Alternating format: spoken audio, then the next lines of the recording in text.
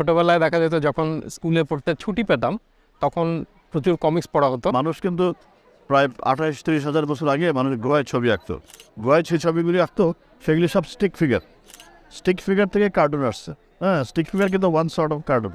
Stick figure থেকে cartoon আসছে, cartoon থেকে আসছে কার্টুন স্ট্রিপের পরের স্টেপটা হচ্ছে কমিক্স। ছোটোবেলা থেকে ওইটাই ধারণা ছিল যে খুবই মজার কিছু হবে একটা কমিক্স, এবং বড় হতে হতে আস্তে আস্তে যখন আরও ইনফ্লুয়েন্স হলাম, আরও পড়লাম, আরও জানলাম, আরও শিখলাম, আরও আঁকলাম, তখন জানলাম যে কমিক্সের মূল ব্যাপারটা হচ্ছে সিকোয়েন্সিয়াল আর্ট। যেহেতু আমি আঁকতে পছন্দ করতাম সেহেতু কমিক্স একই সাথে আঁকার একটা দারুণ প্রেরণার জায়গা। আমরা যদি একদম প্রথম পেন্টিং দেখি, যদি কেফ পেন্টিংয়ের দিকে যাই, যে আলতামিরার গুহায় যেসব কেফ পেন্টিং আমরা দেখছি, ওখানে দেখতেছি যে একদল মানুষ একটা বাইসন শিকার করতেছে। তো সেই বাইসন শিকারটাও কিন্তু পরপর অনেকগুলো ছবির মাধ্যমে, তার মানে সেখানে আসলে সিকোয়েন্সিয়াল আর্ট।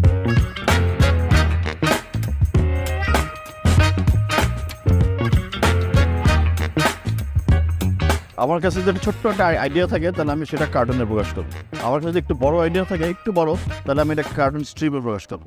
আমার কাছে যদি স্টোরিটা আরও বড় লাগে তাহলে আমি কমিক্সে প্রকাশ করবো। কমিক্স আসলে আমার কাছে এখনও সেই ছোটোবেলার যে একটা নস্টালজিয়া ওইটা নিয়েই হাজির হয় বারবার। সারা ওয়ার্ল্ডে কিন্তু কমিক্স খুবই জনপ্রিয়। যেমন জাপানের মাঙ্গা, জাপানের মানে অর্থনীতির একটা ক্রিয়েটিভ অর্থনীতির একটা বড় অংশ মাঙ্গা ক্যারি করে।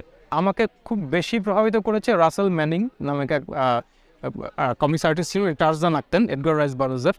তো ওইটা খুবই অ্যানাটমিক্যাল, খুব পারফেক্ট ড্রয়িং ছিল, এটা আমার করার খুব ইচ্ছা হতো। আমাদের দেশের কমিক্স এখন জনপ্রিয় হচ্ছে। আমাদের ঢাকা কমিক্স আছে, কার্টুন পিপল আছে, এরকম কয়েকটা প্রতিষ্ঠান আছে, পাঞ্জেরি আছে, এরা কমিক্স করে এবং এরা খুবই আশাবাদী।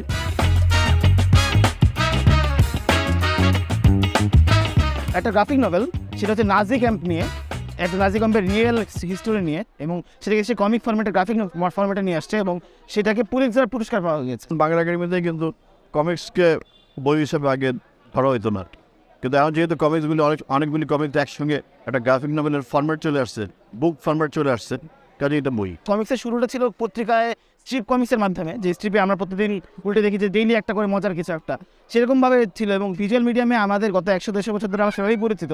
তো এখনও সেটা যে আসলে সিরিয়াস সাহিত্য মাধ্যমে সেটার বেশি কাজ হয়নি, অ্যাটলিস্ট বাংলাদেশে তো হয়নি খুব একটা বেশি। সব দেশেরই একটা আলাদা আলাদা স্টাইল আছে। যেমন বাংলার একটা আলাদা স্টাইল আছে, ইউরোপিয়ান কমিক্সের একটা আলাদা স্টাইল আছে। আমাদের দেশের স্টাইলটা হচ্ছে ওরিয়েন্টাল স্টাইল। এই দেশে যেসব গ্রাফিক ফরম্যাট, সেটা বেহুলা, মনসার মঙ্গল, বেহুলার গল্প, গাজীপট, এই ধরনের যেসব ফরম্যাটে আমরা গল্প শুনেছি, যেসব গ্র্যান্ড ন্যারেটিভের গল্প আমাদের মায়েদের মুখে, নানীদের মুখে আমরা শুনেছি, সেইটাকে যদি আমরা ভিজুয়াল মোটিভে চেঞ্জ করতে পারি, সেটা কীভাবে মডার্নাইজ করে ভিজুয়াল মোটিভে চেঞ্জ করতে চাই, সেটা আমার পার্সোনাল গোল। ক্লাসিক বই থেকে কিন্তু কমিক বুক হয়, এবং সাধারণত দেখা যায় যে উল্টাটাও হয়, যে খুব ভালো একটা কমিক্স হলো